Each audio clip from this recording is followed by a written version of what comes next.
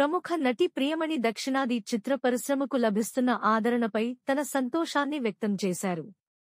ఒకప్పుడు ప్రాంతీయ చిత్రాలను పట్టించుకోని ప్రేక్షకులు ఇప్పుడు వాటిని ఎంతగానో ఆదరిస్తున్నారని, ఈ మార్పు తనకు గర్వకారణంగా ఉందని అన్నారు.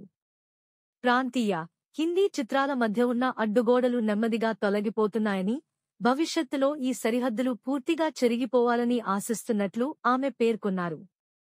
తాజాగా ఓ ఇంటర్వ్యూలో ప్రియమణి మాట్లాడుతూ, ప్రేక్షకులు ఇప్పటికైనా దక్షిణాది సినిమాలను చూస్తున్నందుకు చాలా ఆనందంగా ఉంది.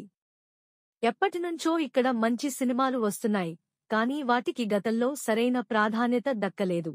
ప్రతి భాషలోనూ అద్భుతమైన చిత్రాలు రూపొందినా వాటి గురించి మాట్లాడేవారు కూడా కాదు.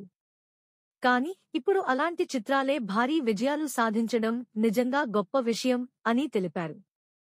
సినిమాలతో పాటు వాటి వెనుక ఉన్న దర్శకులు, నిర్మాతలు, సాంకేతిక నిపుణుల గురించి కూడా చర్చించుకోవడం పరిశ్రమకు ఎంతో మంచిదని ఆమె అభిప్రాయపడ్డారు.